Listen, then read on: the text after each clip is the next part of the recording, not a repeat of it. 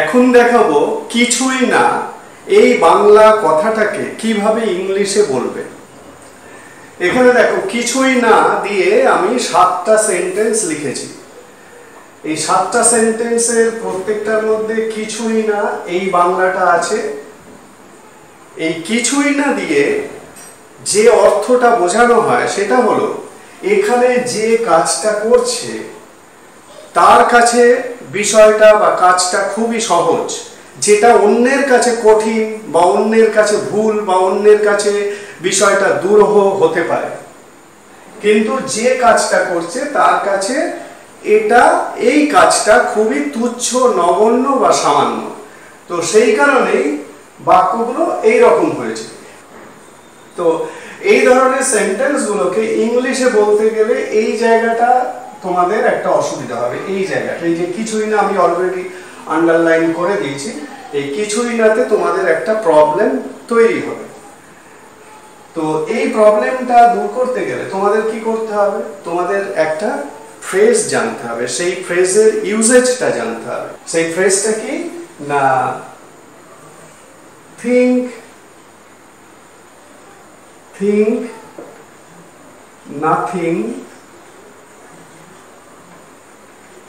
nothing of, এইটা হলো ওই ফ্রেজটা, think nothing of। এই ফ্রেজটাকে ইউজ করে এই ধরনের সেন্টেন্সগুলোকে কিন্তু ইংলিশে বলতে হবে। বোঝা গেল? এইবারে আরেকটা আন্ডারলাইন দেখো আমি করেছি, ওর, আমার, মেসির, ওদের, এই ওয়ার্ডগুলোতে আমি আন্ডারলাইন করেছি। কেন না এই শব্দগুলো তুমি চেঞ্জ করতে পারো, মানে যার সম্পর্কে বলবে সেটা যদি তুমি নিজের সম্পর্কেও বলো, সেই ওয়ার্ডটা এইখানে বসবে। এখানে কোনো নাম বসতে পারে, ওর জায়গায় যে কোনো নাম বসতে পারে, আমার, তোমার, তাদের, ওদের, যে কোনো একটা নাম এখানে বসতে পারে। ক্লিয়ার? তাহলে আমাকে এই ফ্রেজটা ইউজ করে এই ধরনের সেন্টেন্সগুলো তৈরি করতে হবে, এবং অ্যাকর্ডিং টু টেন্স বা মোডাল ভার্ব ব্যবহার করে, মানে যে টেন্সের উপর সেন্টেন্সটা আছে সেই টেন্স অনুযায়ী এই ভার্বটাকে রাখতে হবে। মানে থিঙ্ক হতে পারে, উইল থিঙ্ক হতে পারে, উড থিঙ্ক হতে পারে, মে থিঙ্ক হতে পারে। সেটা ডিপেন্ড করছে সেন্টেন্সটা তুমি কিরকম ভাবে বলতে চাইছো, বা যে বলতে চাইছে সে সেন্টেন্সটাকে কিরকম ভাবে বলতে চাইছে, কোন টাইমের উপর বলতে চাইছে। যাই হোক, দিনে 8 ঘন্টা পড়া ওর কাছে কিছুই না, এটা একটা সিম্পল প্রেজেন্ট সেন্টেন্স। এখানে সাবজেক্টটা কি তাহলে ওর, ঠিক আছে? তাহলে ওর মানে হি। এবারে যেহেতু এই ভার্বটা ইউজ করতে হবে, এই ফ্রেজটা ইউজ করতে হবে, তাহলে থিঙ্ক, যেহেতু সিম্পল প্রেজেন্ট তাহলে থিংস হবে। হি থিংস, তারপরে nothing, he thinks nothing of, পড়া, studying, he thinks nothing of studying, দিনে 8 ঘন্টা, 8 hours a day, ঠিক আছে? তাহলে দিনে 8 ঘন্টা পড়া ওর কাছে কিছুই না। ইংলিশে কি বলবে? হি thinks nothing of studying 8 hours a day। বোঝা গেল? ঠিক একইভাবে পরের গুলো করতে থাকো। তাহলে এখানেও সাবজেক্ট ওর মানে হি, তারপরে কি বসবে? থিংস, এটাও সিম্পল প্রেজেন্টে আছে। হি থিংস নাথিং, তুমি এগুলোকে পাস্ট টেন্সেও করতে পারো, মানে হি থট নাথিং এরকম ভাবেও বলতে পারো। হি থিংস নাথিং অফ দৌড়ানো মানে running, he thinks nothing of running 5 কিমি, হি thinks nothing of running 5 kilometres বা 5 কিমি।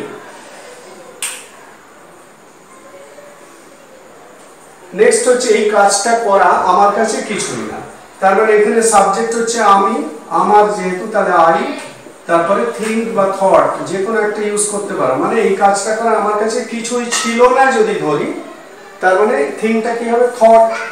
আমি এখানে প্রেজেন্টেই ভাবছি, I think nothing of doing this work, এই কাজটা। তাহলে I think nothing of doing this work, এই কাজটা করা আমার কাছে কিছুই নয়, বা এই কাজটা করা আমার কাছে কিছুই নয়, বা এই কাজটা করা আমার কাছে কিছুই ছিল না। ছিল না যদি বলি তাহলে থিংটা থট হবে। প্রত্যেক ক্ষেত্রেই ছিল না বললে এই থিংগুলো সব থট হয়ে যাবে। ঠিক আছে?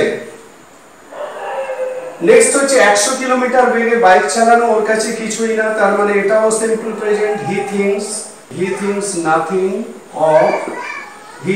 নাথিং অফ রাইডিং, বাইক চালানো, riding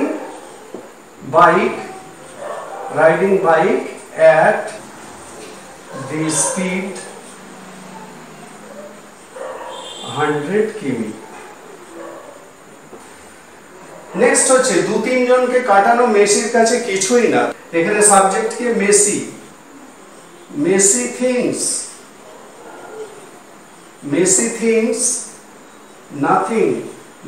things nothing of dribbling,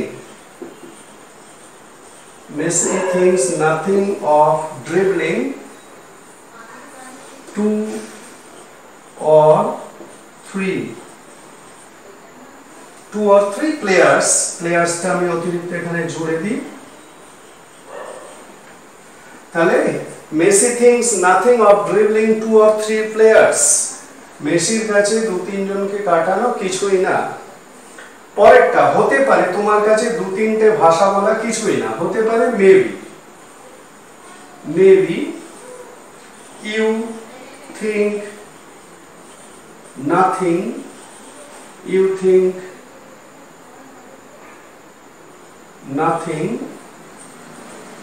of speaking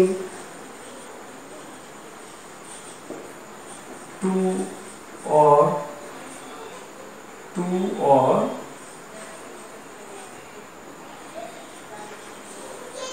3 languages। ঠিক আছে? তাহলে কি দাঁড়ালো? Maybe you think nothing of speaking 2 or 3 languages। পরেরটা সারা রাত জেগে থাকা ওদের কাছে কিছুই না, এখানে সাবজেক্ট কে ওদের, তাহলে ওদের মানে they think nothing of staying, জেগে থাকা, staying up all nights। ঠিক আছে? they think nothing of staying up all nights, stay up মানে থাকা, জেগে থাকা, বোঝা গেল? সারা রাত জেগে থাকা ওদের কাছে কিছুই না। তাহলে বুঝতে পারছো যে কিছুই না এই বাংলাটা দিয়ে তোমরা যখনই ইংলিশ বলতে চাইবে তোমাদেরকে এই ফ্রেজটা ইউজ করতে হবে। ফ্রেজটা কি? Think nothing of. অর যেহেতু তার মানে তারপরে যে ভার্বটাকে তোমরা ইউজ করছো, এই যে পড়া, দৌড়ানো, তারপরে কাজ করা, বাইক চালানো, কাটানো, ভাষা বলা, জেগে থাকা, এই যে ভার্বগুলো তোমরা উল্লেখ করছো এই ভার্বগুলোকে আইএনজি করতে হবে। তার মানে হি thinks nothing of starting 8 hours a day, he thinks nothing of running 5 kilometers। তো এইভাবে এই ধরনের সেন্টেন্সগুলোকে ইংলিশে বলতে হবে।